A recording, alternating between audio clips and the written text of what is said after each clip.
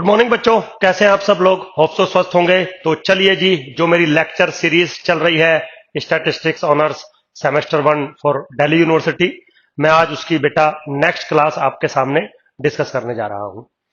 तो जैसा कि मैंने आपको स्टार्टिंग में बताया था कि स्टैटिस्टिक्स के अंदर हम किसी भी डाटा को एनालाइज करते हैं, यानी कि चार बातें कैलकुलेट करते हैं: central value, dispersion, skewness and कुर्टोसिस। तो मेरे बच्चों, अब तक जो मेरी प्रीवियस क्लासेस हुई हैं उनमें मैं सेंट्रल वैल्यू और डिस्पर्जन आपके साथ डिस्कस कर चुका हूं।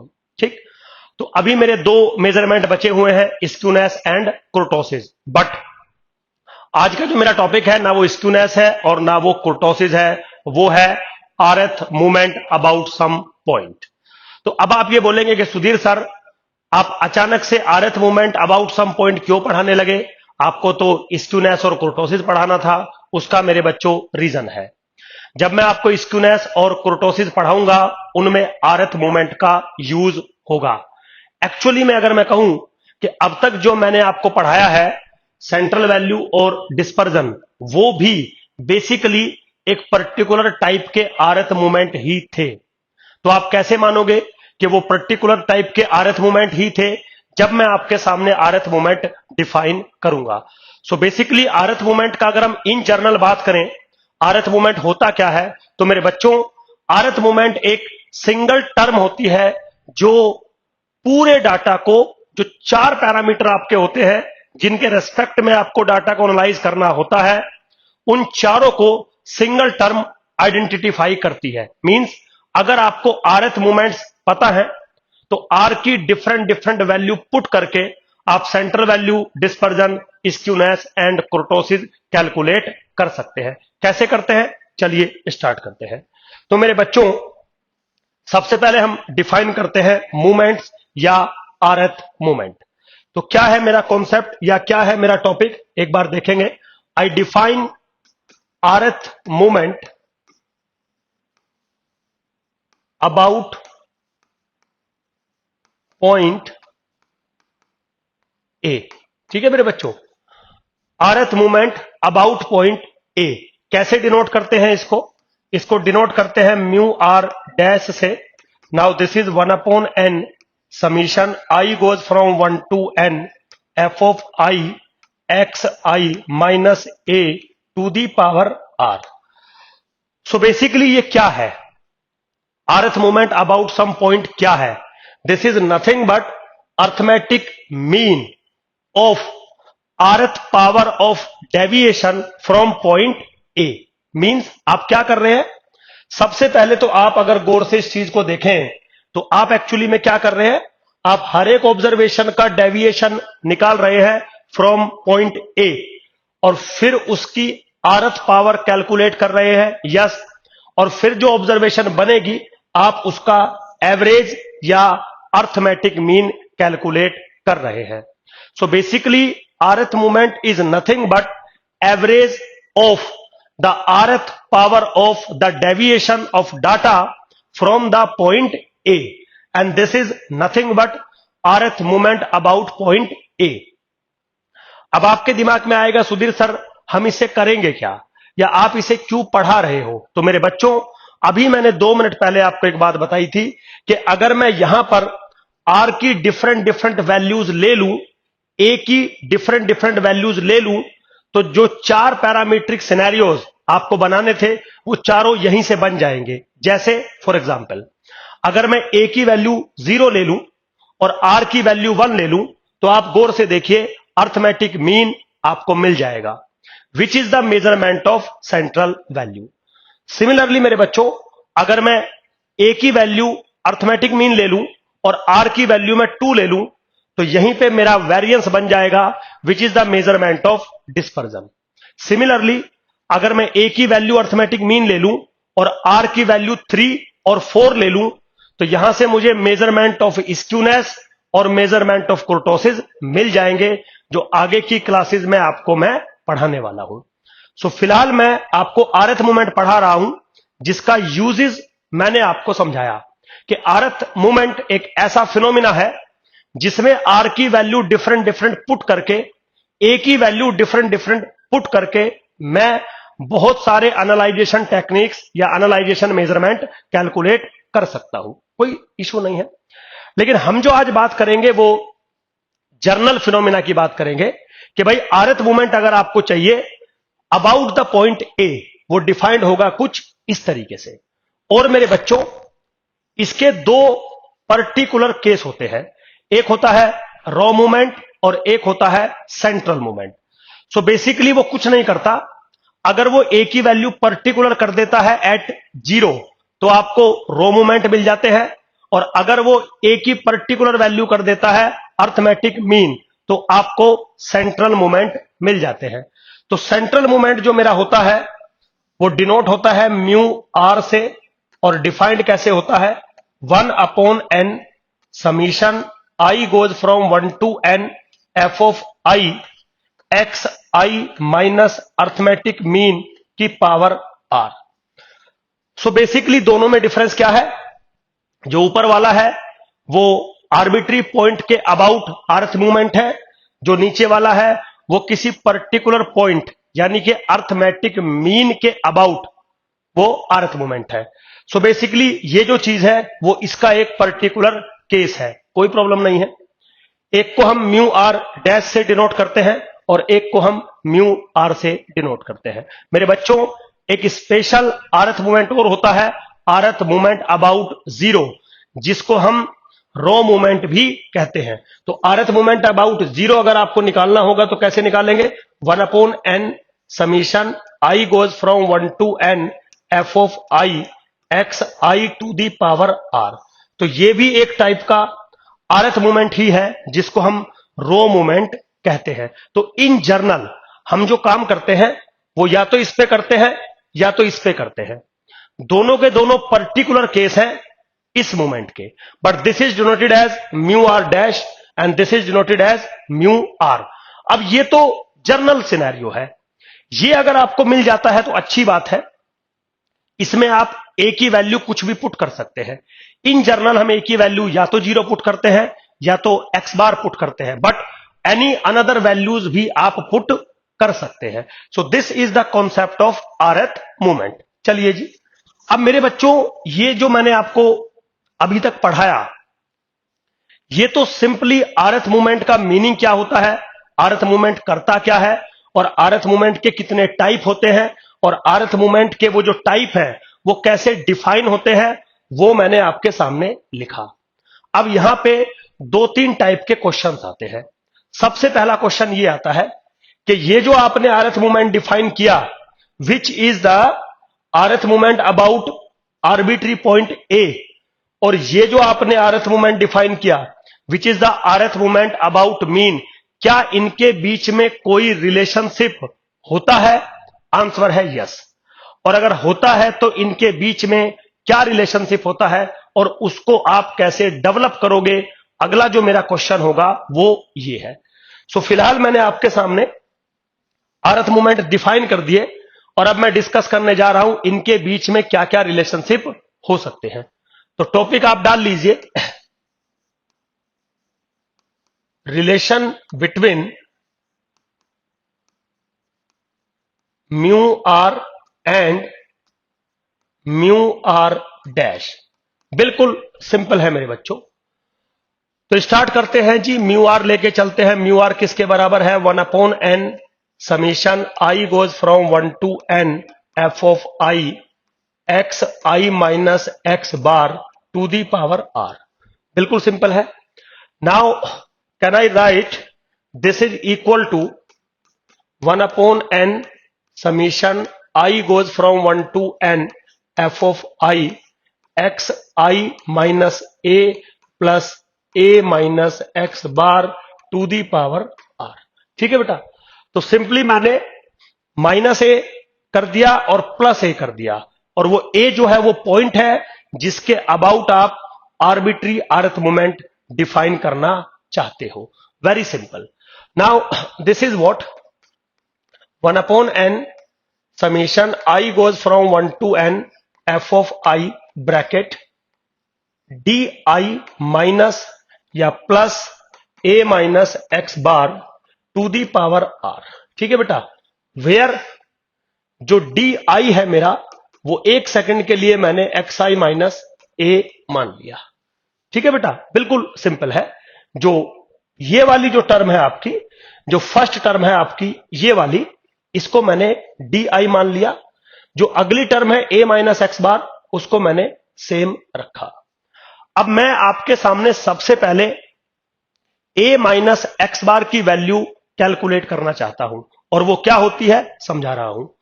मान लीजिए मैं आपसे पूछता बेटा म्यू वन डैश, आप मुझे बताइए।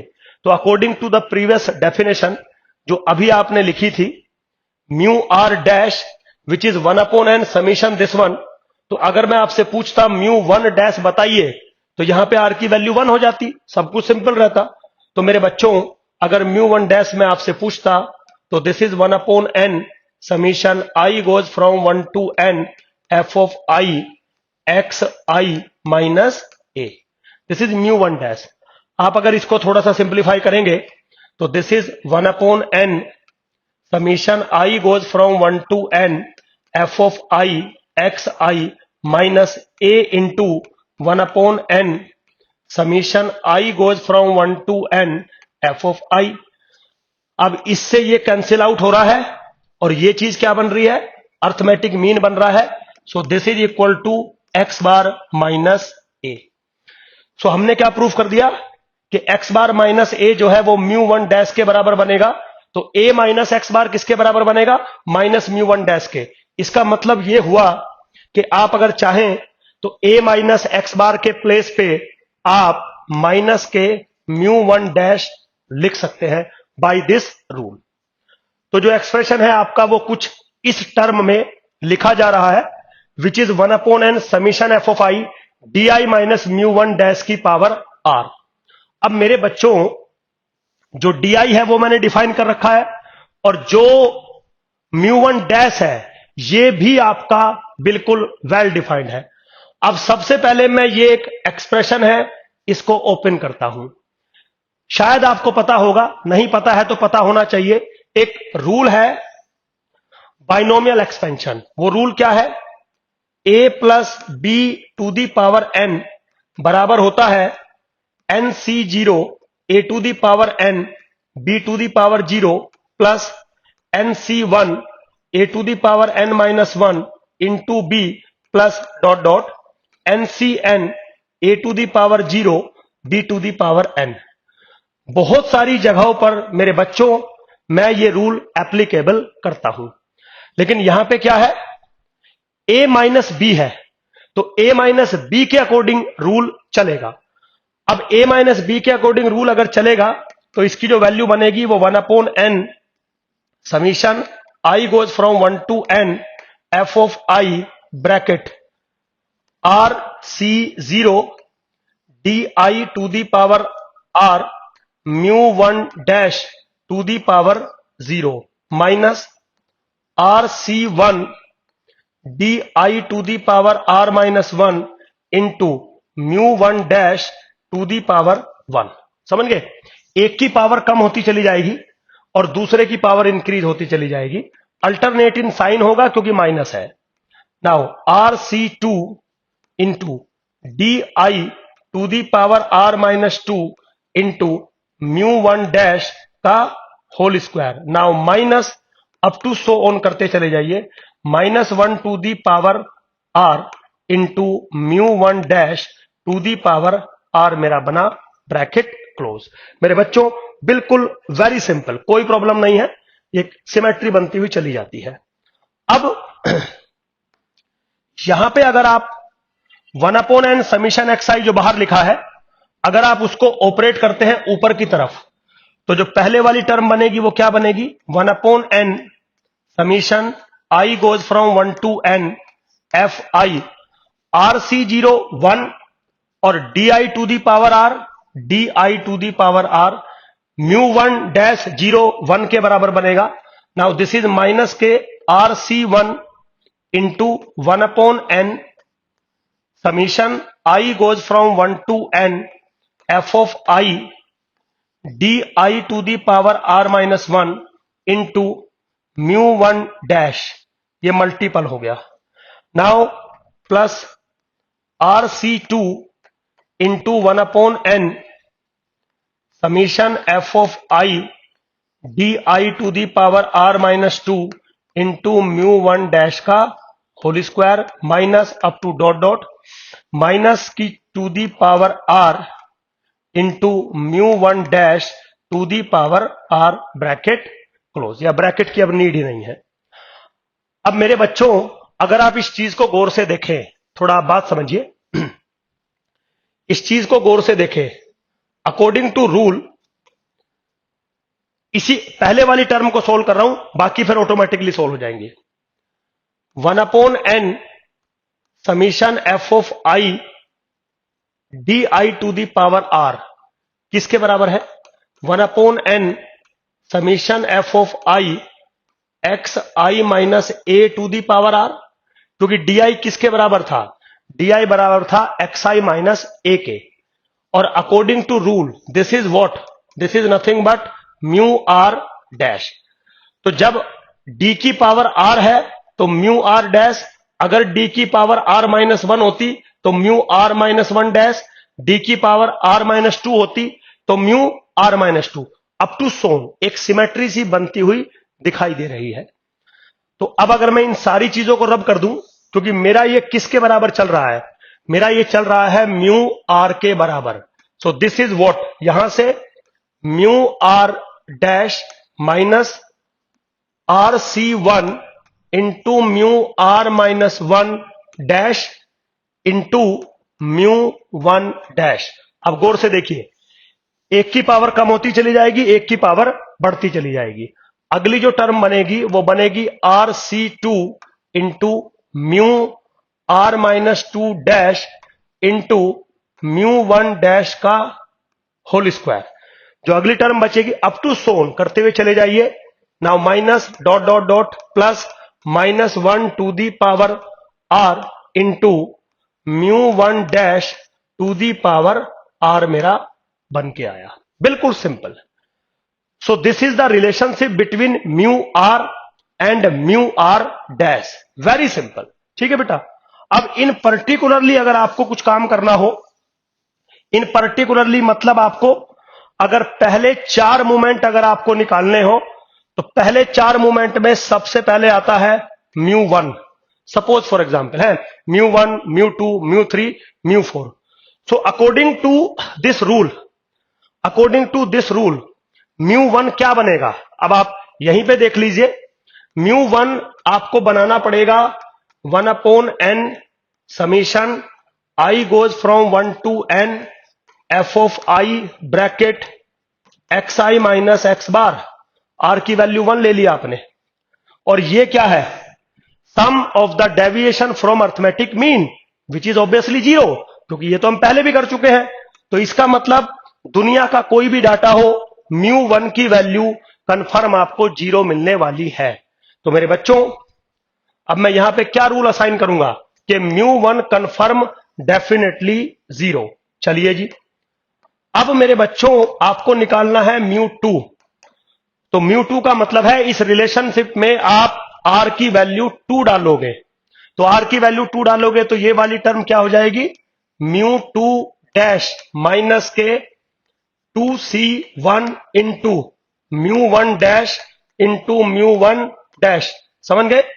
अब अगले वाली टर्म में r की वैल्यू 2 नहीं डलेगी। उसका रीजन है, अगर r की वैल्यू 2 है तो यहीं पे खत्म हो जाएगा, नहीं तो ये हो जाएगा RCR या 2C2 इंटू म्यू 0 डैश, और म्यू 0 डैश कोई टर्म नहीं होती क्योंकि r की वैल्यू 1 2 3 4 अप टू इंफिनिटी तक जाती है। समझ गए? तो इसका मतलब रिलेशनशिप क्या बना? म्यू 2 डैश माइनस 2c1 2 के बराबर हो जाएगा म्यू 1 डैश का होल स्क्वायर। तो यहां से मुझे क्या रिजल्ट मिला? Mu 2 is equal to mu 2 dash minus mu 1 dash का होल स्क्वायर। मेरे बच्चों ये रिजल्ट मिला। सिमिलरली अगर आप चाहें तो म्यू 3 की वैल्यू कैलकुलेट कर सकते हैं। क्या बनेगा? Mu 3 dash minus 3 mu 2 dash into mu 1 dash plus 2 mu 1 dash की होल क्यूब। सिमिलरली आप डाल सकते हैं। आप म्यू की वैल्यू 4 डाल लीजिए तो म्यू 4 आपको मिलेगा mu 4 dash minus 4 mu 3 dash into mu 1 dash plus 6 mu 2 dash mu 1 dash का whole square minus 3 mu 1 dash की पावर 4। मेरे बच्चों, ये जस्ट सिंपल रिलेशनशिप है आरथ मूवमेंट अबाउट मीन और rth movement about point A. ठीक है, आप इसके कन्वर्स में भी जा सकते हैं, मतलब आप म्यू आर डैश लेके चले और आप म्यू आर की तरफ चलते हुए चले जाएं। तो जैसे यहां पे तो मैंने म्यू आर में लेके चला था और मैं म्यू आर डैश की तरफ जा रहा था, अब आप म्यू आर डैश से चल के म्यू आर की तरफ भी जा सकते हो। बिल्कुल सिंपल है, कोई प्रॉब्लम नहीं है। कैसे, देखिए, सबसे पहले तो आप ये समझ लीजिएगा, म्यू 0 की वैल्यू हमेशा 1 बनेगी। म्यू 2 का रिलेशनशिप मैंने आपको डिफाइन करके दे दिया। सिमिलरली म्यू 3 आपको डिफाइन करके दे दिया और म्यू 4 आपको डिफाइन करके दे दिया। तो अगर एग्जामिनर पूछेगा तो पहले 4 आरथ मूवमेंट्स के बीच में वो रिलेशनशिप इन जनरल पूछता है, बहुत ज्यादा के में नहीं पूछेगा। और वैसे भी अगर आर की वैल्यू के बीच में रिलेशनशिप आपने निकाल ही दिया है तो आर की डिफरेंट डिफरेंट वैल्यू डालकर उन टर्म्स को सिर्फ आपको अरेंज करना होता है। Very simple. ठीक है बेटा, अब अगर मैं थोड़ा सा आपको हिंट दूं, हालांकि मेरे नोट्स में पूरा सॉल्यूशन मैंने करके दिया है, बट यहां पे अगर मैं आपको थोड़ा सा हिंट दूं कि भाई आपको रिवर्स चलना है तो कैसे चलेंगे, म्यू आर डैश लेके चलेंगे, which is 1/n summation I goes from 1 to n F of I x I minus a की पावर आर। सिंपल है।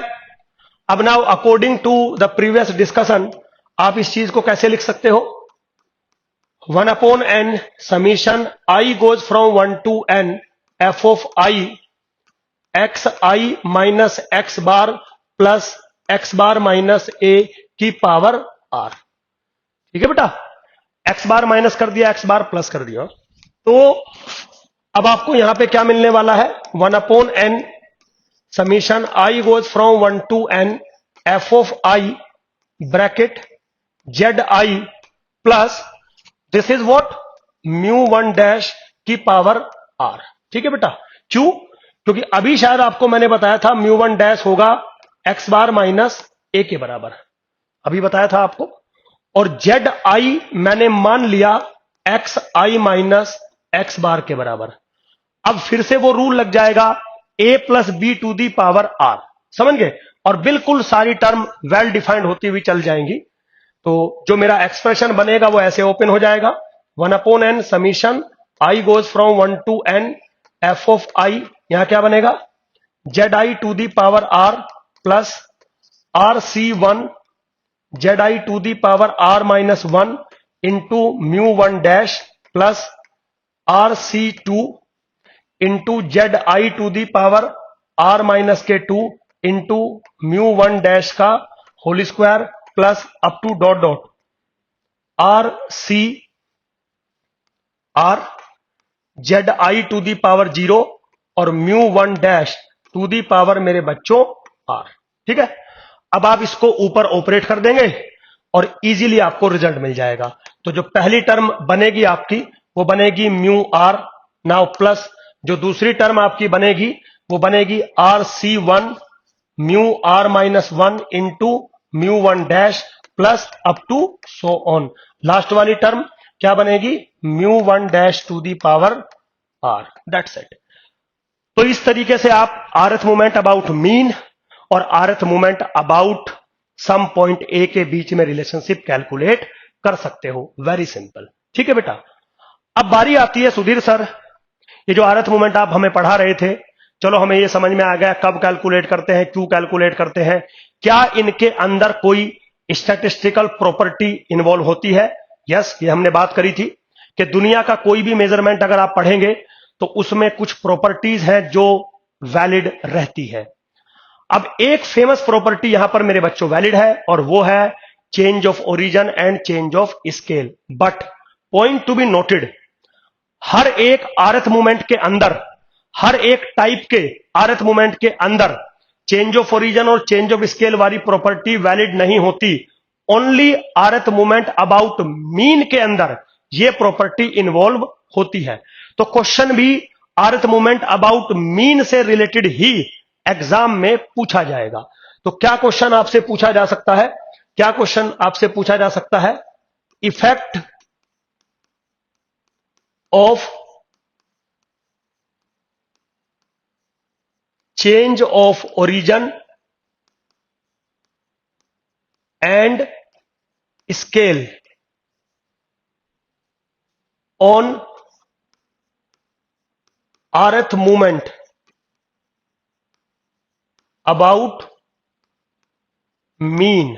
ठीक है मेरे बच्चों, अबाउट मीन की बात चल रही है। ठीक है, तो मान लीजिए आपका कोई डाटा है xi/fi, i goes from 1 to 2n, suppose data है, और अर्थ मूवमेंट अबाउट मीन मान लो फॉर एग्जाम्पल मैं डिनोट कर रहा हूं μr(x). ये सिंपली नोटेशन है कि अर्थ मूवमेंट अबाउट मीन निकाल रहा हूं बट x डाटा का। तो एक्चुअली में फॉर्मूला क्या होना चाहिए? 1/n summation i goes from 1 to n f of i xi minus x bar to the power r, equation number 1। But आपने क्या किया? Let us define y is equal to ax plus b, मतलब आपने change of origin और change of scale कर दिया। तो नया डाटा क्या बनेगा?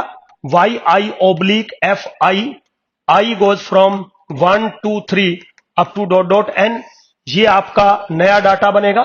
तो नए डाटा का अगर अर्थ मूवमेंट अबाउट मीन आपको निकालना हो तो कैसे डिफाइन कर सकता हूं मेरे बच्चों? μr और यहां लिख दिया y, सिर्फ इस चीज को रिप्रेजेंट करने के लिए कि y डाटा का अर्थ मूवमेंट है। अकॉर्डिंग टू रूल क्या चलेगा? 1/n summation i goes from 1 to n f of i yi minus y bar to the power r। Simple है, बिल्कुल रूल है। अब yi माइनस y बार अगर आप निकालेंगे तो yi माइनस y बार आप अगर निकालेंगे तो this is axi minus ax बार, क्योंकि b से b कैंसिल आउट हो जाएगा। अब अगर आप इसकी पावर r करते हैं, yi माइनस y बार की पावर आप r करते हैं तो a to the power r xi minus x bar to the power r मिलेगा। तो यहां पे आपको क्या रिजल्ट मिल जाएगा? यहां पे आपको रिजल्ट मिल जाएगा a to the power r मेरा बाहर आ जाएगा 1/n summation i goes from 1 to n f of i xi minus x bar to the power r। But मेरे बच्चों ये क्या है? Rth movement about mean of the x data. तो this can be written as a to the power r into μr(x). तो क्या हुआ? अब अगर मैं रिजल्ट को यहां पे लिखूं थोड़ा सा, तो आप क्या कहेंगे कि μr of y data is equal to a to the power r of μr(x) data. Done, बिल्कुल सिंपल। इसका मतलब अर्थ मूवमेंट अबाउट मीन की अगर आप बात करते हैं तो वो इफेक्टेड होता है चेंज ऑफ स्केल पर, but does not depend on change of origin. मतलब आप अगर चेंज ऑफ ओरिजिन कुछ भी करते हैं कोई फर्क नहीं पड़ेगा, लेकिन चेंज ऑफ स्केल अगर आप करते हैं तो फर्क पड़ेगा। क्या फर्क पड़ेगा? सेम मैनर में a की पावर r की मल्टीपल हो जाएगी। तो अगर आप a का मल्टीपल करते हैं तो अर्थ मूवमेंट में क्या हो जाएगा? a to the power r का मल्टीपल हो जाएगा। तो मेरे बच्चों बिल्कुल इस टाइप के क्वेश्चंस आपके एग्जाम में आते हैं। होप सो आपको अर्थ मूवमेंट का जो कॉन्सेप्ट है वो समझ में आया होगा। बाकी जो कुछ चीजें बच गई इसके रिगार्डिंग वो मैं नेक्स्ट क्लास में आपके साथ डिस्कस करूंगा। Thank you very much, bye.